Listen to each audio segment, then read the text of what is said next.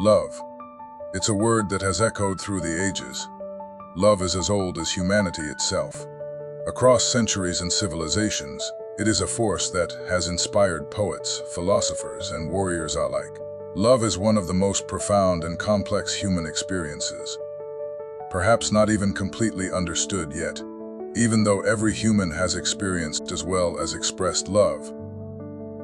Love drives us to care, to sacrifice, to nurture, and to seek connection. It is the invisible thread that weaves meaning into our existence, compelling us to act in ways that go beyond mere survival. We love because we long to belong. We give because love thrives in generosity. We endure because love teaches patience. We change because love calls us to grow. Even in pain, love moves us, whether it's the grief of loss or the longing for understanding. Love is the reason we chase dreams, build homes, mend wounds, and hold on even when it's difficult. Love is both the question and the answer to why we do what we do. It is not just something we feel, it is the energy behind our greatest actions. Let's understand what ancient teachings teach us about love. The teachings that have guided people across centuries, and how those timeless teachings find their relevance in our modern lives. The Song of Solomon, an Old Testament book, is a passionate and poetic celebration of love, illustrating its deep beauty, intensity, and sacred nature. It is filled with vivid imagery and heartfelt expressions of romantic devotion, portraying love as an all-consuming and transformative force. This poem begins with an exuberant declaration of desire. Let him kiss me with the kisses of his mouth.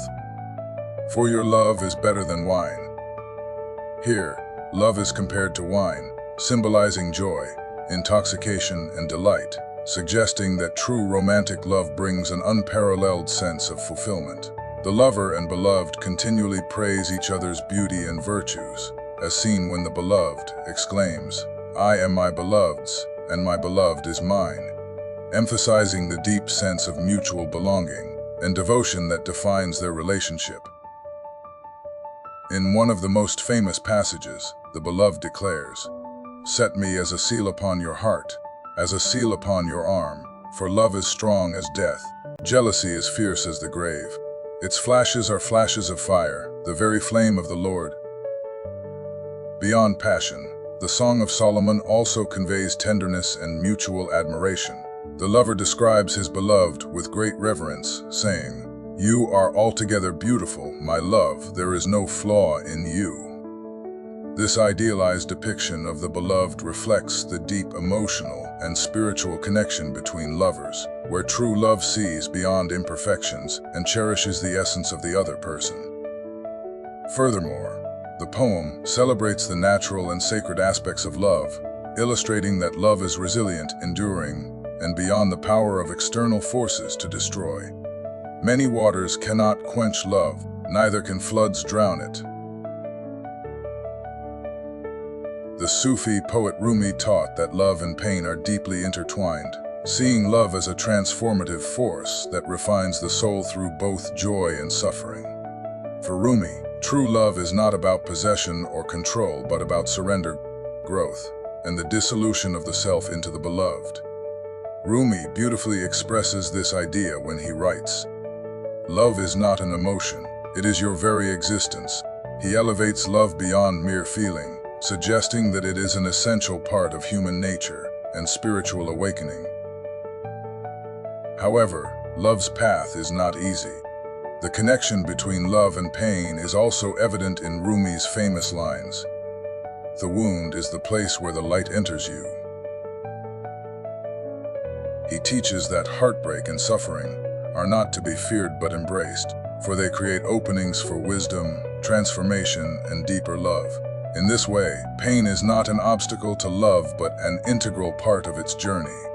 Forgiveness is another key element of true love in his teachings. He writes, "Be like the sun for grace and mercy.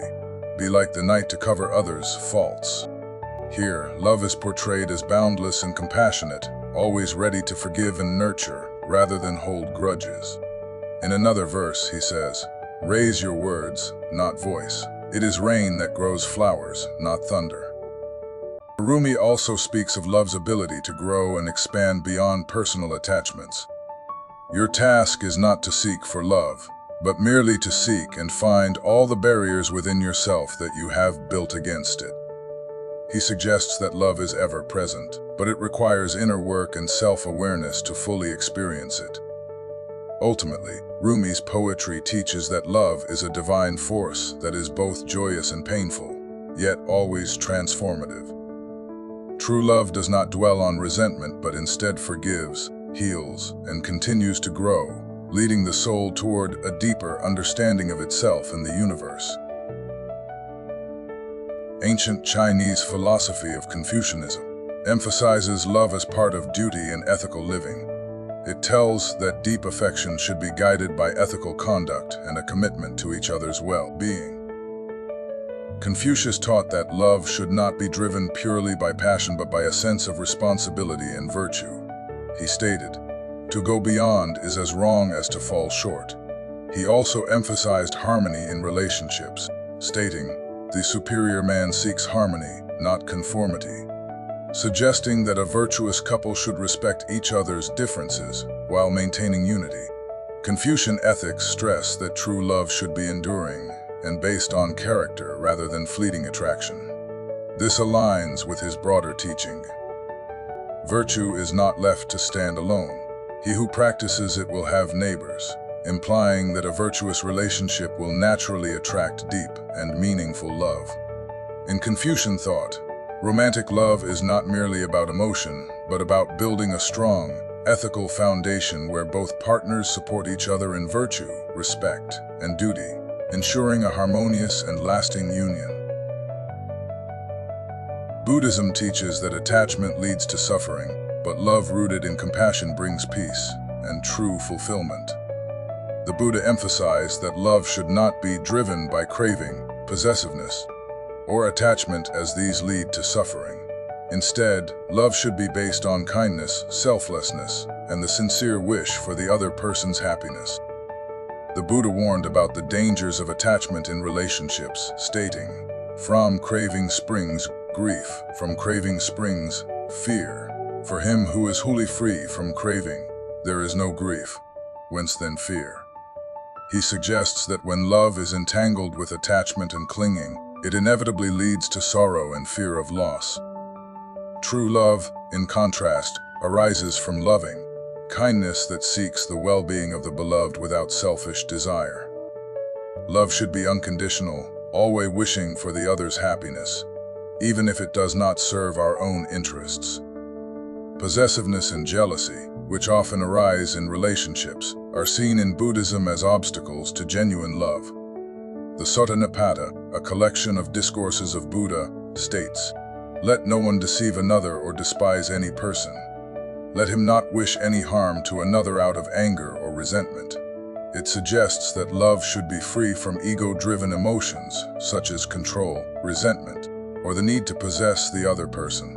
Instead, love should be based on mutual respect and the desire for both partners to grow spiritually. The Buddhist approach to love also involves equanimity, the ability to love without attachment to specific outcomes. This is echoed in the teaching, "If you truly love yourself, you will never harm another." This means that a love grounded in wisdom and self-awareness does not seek to dominate, but instead fosters an environment where both individuals can thrive.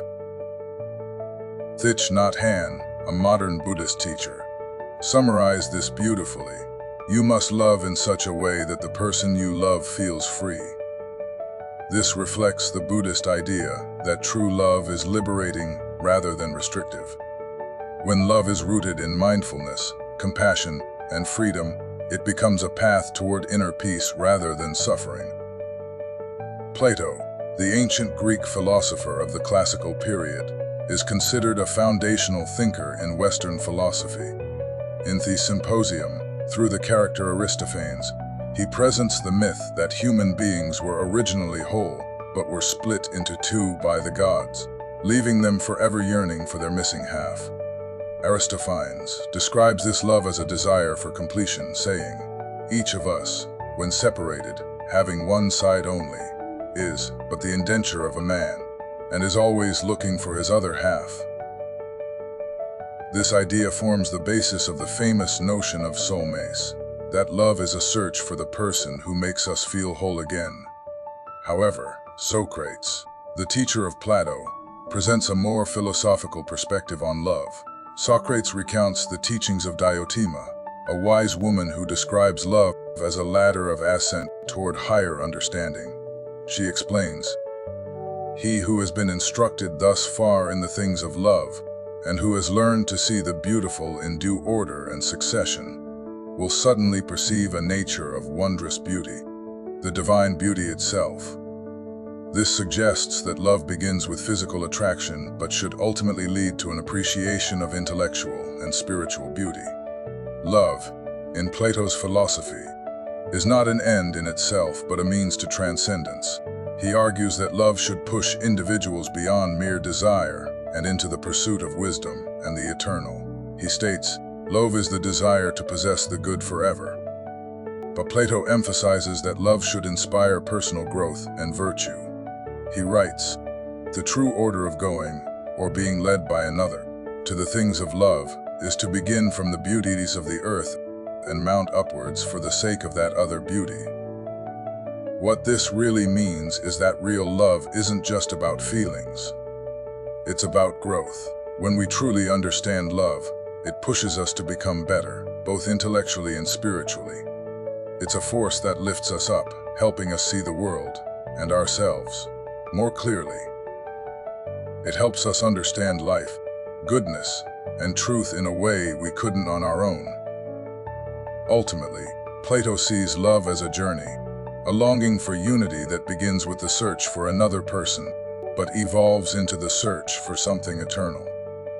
Love, in this view, is most meaningful when it inspires individuals to look beyond themselves and towards something greater, whether that be wisdom, virtue, or the divine. Ancient wisdom teaches that love is more than a feeling. It is a commitment, a balance between passion and wisdom, and a source of both joy and challenge. True love is not measured by how deep the passion runs, but by how strong the bond remains through every season of life. Relationships that endure are built on respect, patience, and selflessness, not just fleeting emotions. Love is not just found in grand gestures, but in the quiet moments of understanding. It is not about perfection, but about choosing each other every single day.